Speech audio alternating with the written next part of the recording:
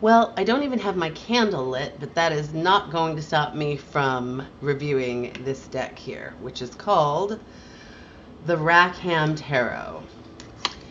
And I've only briefly glanced at this, but I am absolutely sucked in and enthralled by what I've seen so far. And so I'm going to review this deck today. Now, typically I like really colorful decks, and this deck is very muted, some kind of black and white and some kind of, sepia tone stuff going on. Here's the little booklet, the, sort of average size little paper booklet to go with it.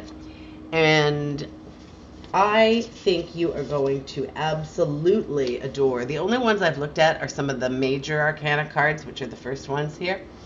And I'm going to present them first, but I think they are just incredible, some of them. This one's just like an extra card. That's the back of the card, which I think is really neat. It's two women lying in a bunch of blossoms in the forest. Makes me think of Ophelia or something like that. Okay, so here we have the Fool. And he is very jaunty looking, with the little dog, of course. And then this is definitely amazing. I love this. It's like, is this Pandora opening Pandora's box as the magician? At first I thought it was little fairies flying out, but it's like these little winged, horrible little demonic creatures, I think. But being the magician and bringing this into the world seems rather naughty, and it's just a version of it I'm finding really interesting, and I love the illustration. Now, here is a high priestess. I don't really know if I understand. A woman sort of just looking on, kind of melancholy looking, really. But, there's some meaning there that, when I use the cards and I don't, here it is. Here's what it says. Secrets and mysteries lie behind the veil and may only be revealed to the initiated. Okay, so that makes sense. The High Priestess is all about secrets. So this is just a different version of that. Kind of an interesting drawing, I would say. And this Empress is just absolutely beautiful. In my opinion, I think this is a beautiful illustration. I love it. It's simple. It isn't colored. It's just so serene. A beautiful picture of a mother. Absolutely lovely. And this is the Emperor.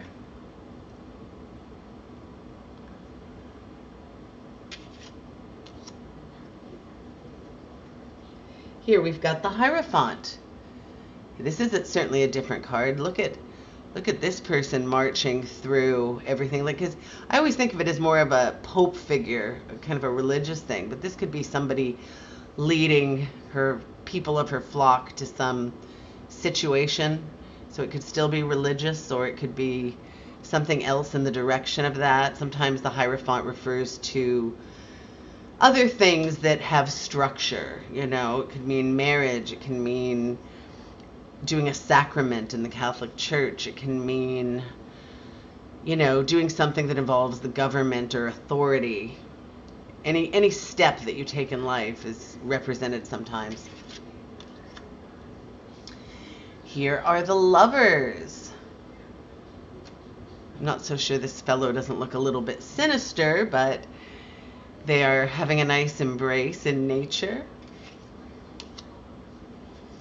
The Chariot.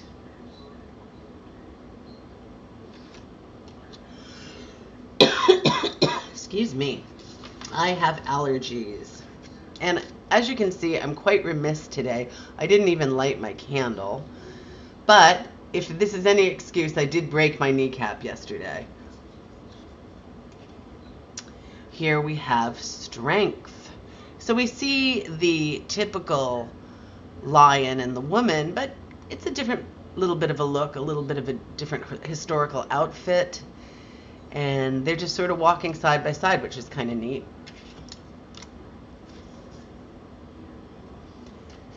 The Hermit.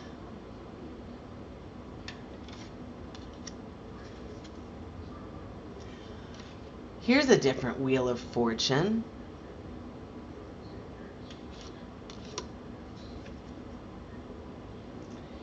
This is kind of a scary little Justice. She's a little creepy, but also a little cool. So take that as you will. The Hanged Man, some sort of tightrope walker in the woods. That's pretty interesting. Kind of a whimsical one. Here's kind of a scary Death. But maybe not so scary, because then you see the beautiful, colorful person who has perhaps arisen out of this gray Death. Transformation. Temperance. A very dramatic Temperance. Now, I think you'll agree with me that this is a pretty good devil. Look at this impish devil trying to lead this woman into temptation.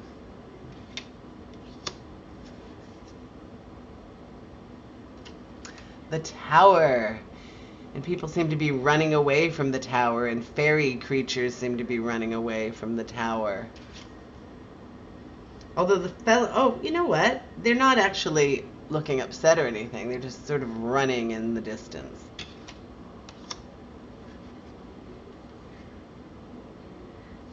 The Star. Very serene. The Moon. See the crescent moon there behind the tree?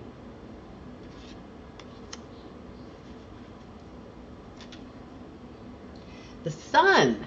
This one I had trouble figuring out at first, even though I know what order the cards go in, because I didn't really think of this being the sun. I wasn't quite sure what the fellow was holding. It's actually a dandelion that he's blowing the little fluffs into the wind, but I guess it's sunny behind him, so it gives us that feeling. Plus, blowing that dandelion is kind of a fun, kind of childlike thing to be doing.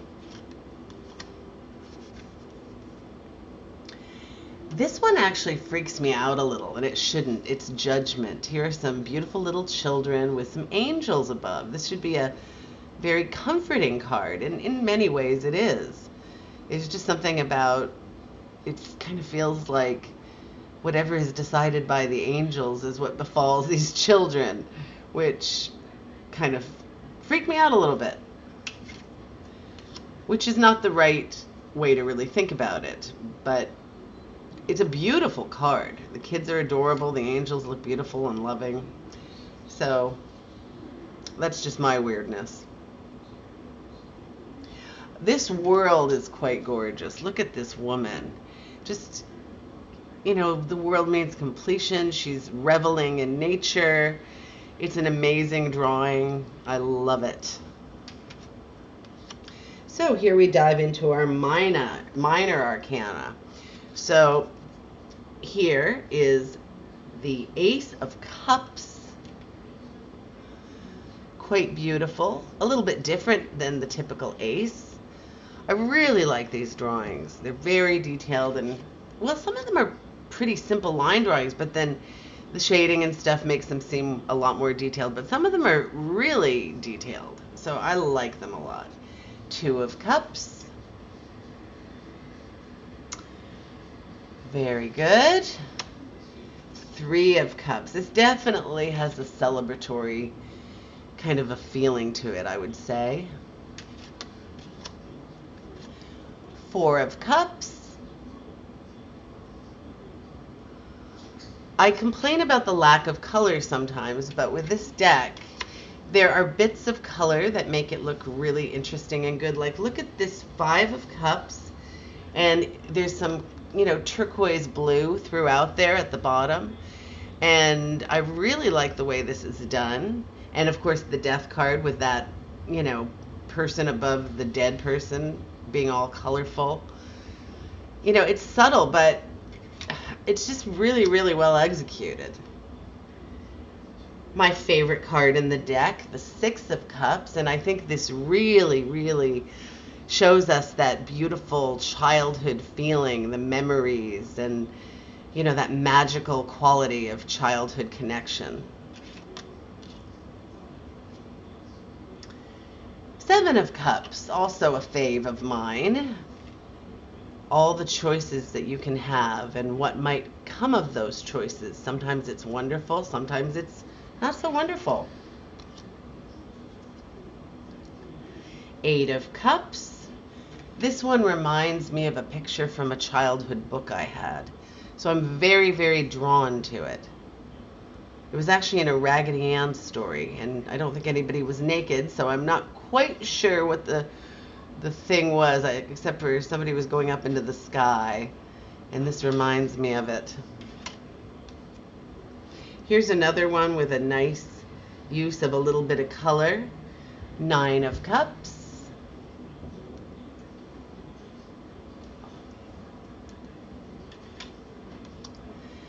Next we have the Ten of Cups. Typically one of the happiest cards in the deck, and this one looks a little bit strange to me. Is this mermaids? I think it's just women, three muses or something maybe, in the ocean, swirling around together. Maybe that's a version of happiness that I don't necessarily have come to my mind instantly, but perhaps it is. And there's the rainbow, so it is a beautiful day and a lovely scene, and maybe swimming around in the ocean all day, having fun with your friends is the way to go. Is this the Knight? Let me see. I'm not sure what order these are in. Sometimes it's like, here we've got a male one, which I think is supposed to be a knight, because it's got the head thing on top, the helmet. Sorry.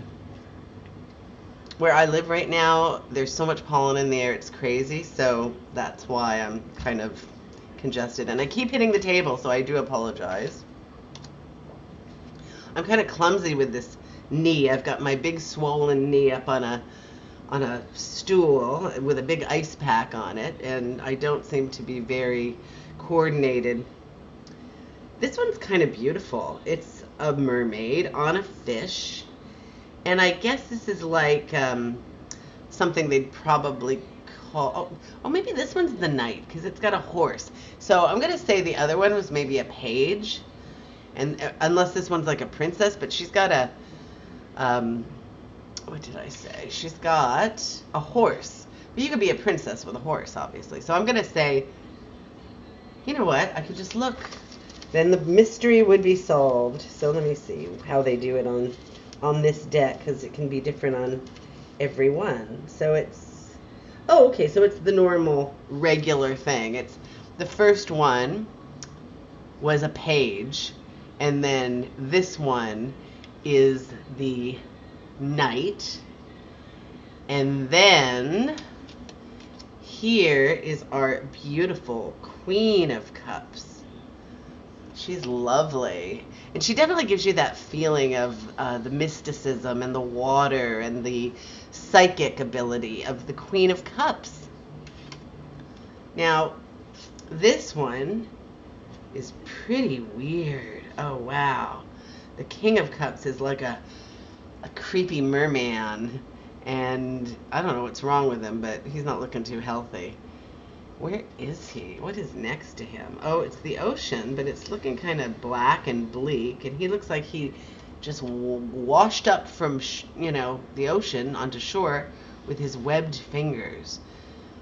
Pretty interesting.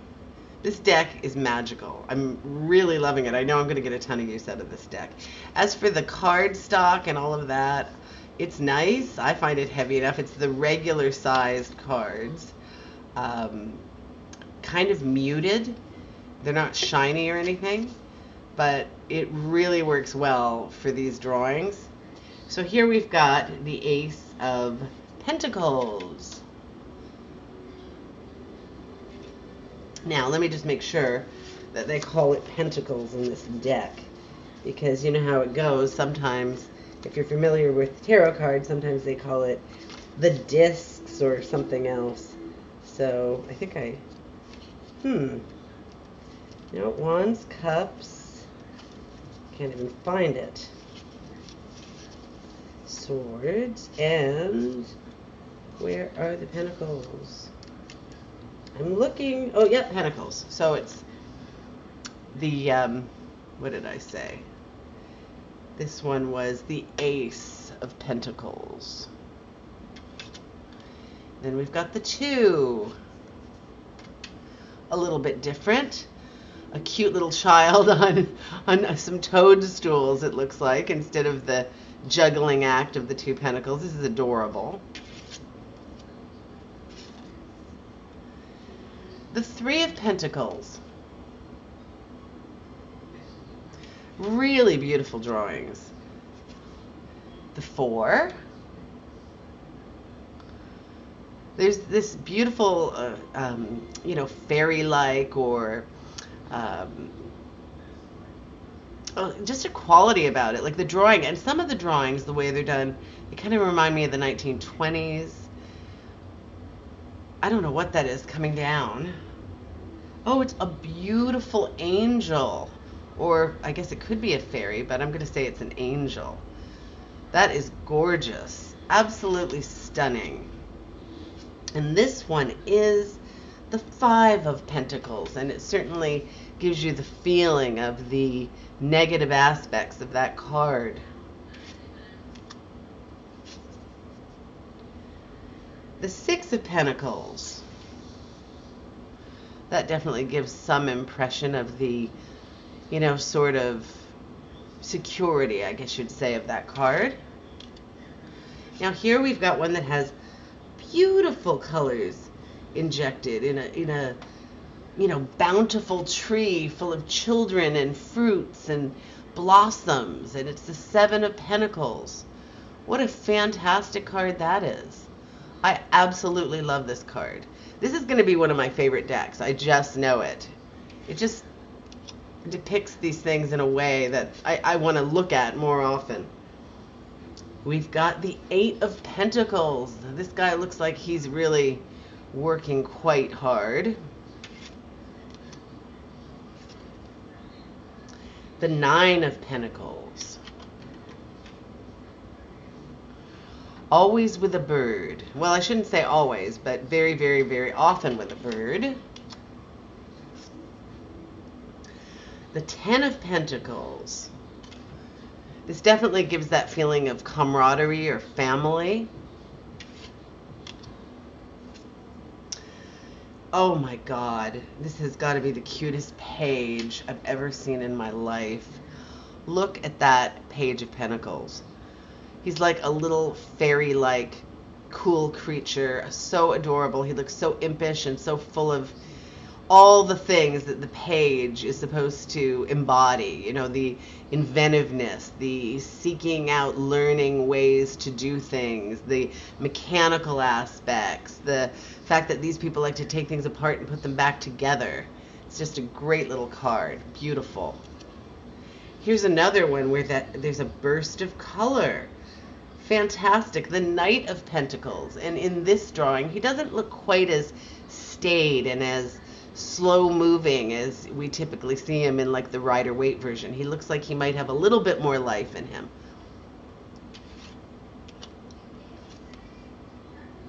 The Queen of Pentacles. Oh my gosh. She's like a beautiful butterfly woman, a beautiful, beautiful creature with butterfly wings. It almost looks like a wedding scene or something. That is gorgeous.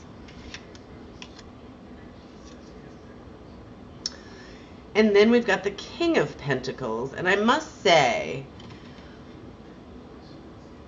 he doesn't look as beautiful and flowing and all that stuff as the Queen. And the King of Pentacles can often be, and I'm not going to say this is all the time because in tarot cards there are very few things, although there are some that you can say happen almost all the time.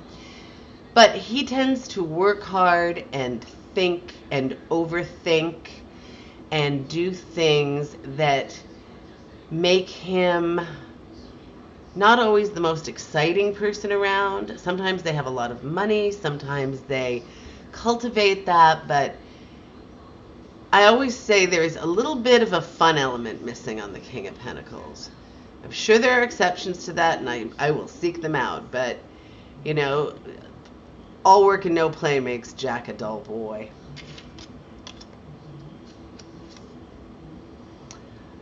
The Ace of Wands. This is a beautiful one. A lot of trees in most of the tarot decks I've been reviewing lately. You know, trees have a lot of meaning. Oh, this looks like a pretty one. Just a beautiful little subtle amount of color here. The Two of Wands. What an interesting one. This tree man looks like he's almost trying to convince this beautiful maiden of something. And the way her cheeks are blushed is just so beautiful. It's not a card I would have thought to draw for the Two of Wands, but it has that active feel about it, and it also shows how the Two of Wands connotes decision. So that's interesting.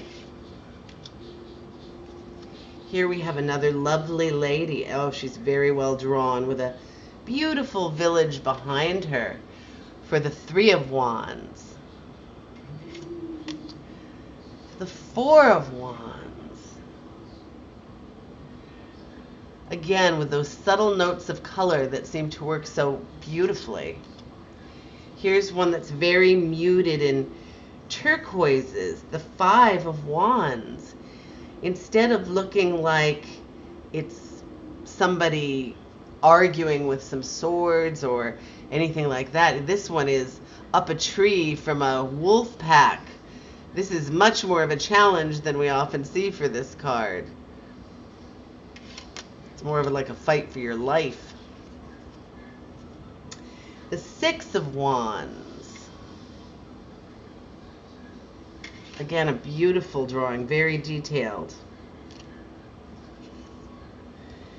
Here we've got the Seven of Wands, and I don't know who this giant is, but this is a pretty cool depiction of this whole thing. I think I like this.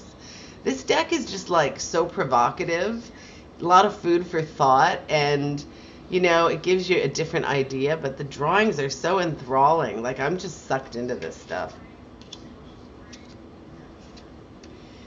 Eight of Wands. I mean, look at that. It's like two witches. Four witches. Or is that five? 1, 2, 3, 4. Oh, a whole gaggle of witches flying through the air. That is a great one. I like that a lot. The Nine of Wands. Another tree guy. This one looks a bit more sinister. So maybe he's representing like an obstacle to be surmounted. Here we have the Ten of Wands. So here's a maiden with her geese, and it doesn't look like anything dreadful's happening, but the look on her face is everything. She's got something to overcome here. These are a thoughtful batch of cards. And here's another one that's got some wonderful color thrown in. So this is the page. And the page here is either covered with some kind of plant, or maybe it's fire. I mean, it is wands. Wands represent fire. Action and fire and fieriness. So there's our page. The Knight of Wands. Oh, this is amazing. Like, look at this. Detailed knight on the amazing horse, and the way it's all lit up from behind. This is the Fire Knight. The Fire Knight is one of the most exciting cards in the deck. And then we've got the Queen of Wands. She is amazing and social and taking part and doing things. I'm very happy to say the Queen of Wands represents me if I were using the typical card that would represent me.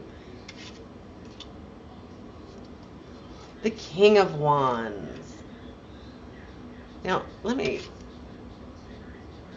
well, he looks interesting. He almost looks like Danny Kaye in Hans Christian Andersen, an ancient movie from when I was a kid that's kind of amazing. But he looks like he's definitely engrossed in activity, and that's what the King of Wands would be doing. Conquests. We've got the Ace of Swords. That's a beautiful Ace of Swords. I'm loving this deck. I just know this is absolutely going to be one of my favorite decks. Possibly even the favorite. It's definitely the favorite that I've reviewed so far. Here we've got the Two of Swords. The Three of Swords. That certainly doesn't feel as sad as I think of the Three of Swords, although she looks very alarmed. I don't know if it depicts the level of sorrow I would associate, but I guess when you first discover the thing, there's the initial shock, which then becomes the sorrow. The Four of Swords.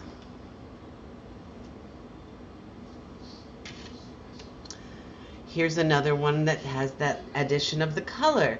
The Five of Swords. Very pretty. That's one of the things I really like about this deck, is some of them are a little bit somber and, you know, not very colorful, but some of them are very colorful, and the way they're colored is really beautiful. It really brings them to life. And that's the kind of thing I'm always looking for in the artwork.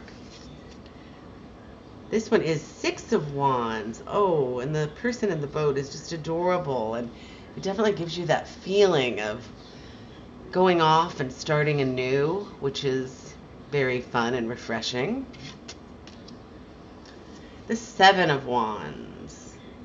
Absolutely beautiful picture. It looks like a flying mother with her little fairy child. It's absolutely beautiful. The Eight of Wands. These cards all really have a character of their own, and I love that. The Nine of Swords. I'm sorry, did I say wands for these? I meant swords. I'm not sure if I did or not, but I am going to post it, so hopefully you'll hear this correction and not go, you don't know what you're saying. Even though clearly I don't. So this is the one that sometimes people refer to as worry or sleepless nights. There she is with her Nine of Swords, the Ten of Swords. Now, this does not look like one of the most defeated cards in the deck. This looks like we're still working on things. We are active. We are going to fix this thing. Oh, okay. I wasn't looking close enough. Somebody's getting stabbed here. I'm not sure what it is, but this warrior person is, you know, about to go in for the kill, I think. So I take it back. It is the card with all the defeat. And this is beautiful. It's the page. The page with a little bow and arrow. Page of Wands. Looking curious. Or pardon me, not wands, swords. That was the Page of Swords. So looking curious, wanting to learn, wanting to intellectually grow. Then we have the Knight of Wands. I did it again. The Knight of Swords, not wands. The Knight of Swords. The Knight of Swords, who is a very determined creature. I always used to read this card that the person was rushing in too quickly and being too spontaneous, because I get this card a lot and I always think of it like that with me. But it doesn't have to be that. It can certainly be that you are just using your full power of determination, and that is excellent. So I've come to adore this card, and that's a really nice version of it. Here we have the Queen of Swords. Wonderful.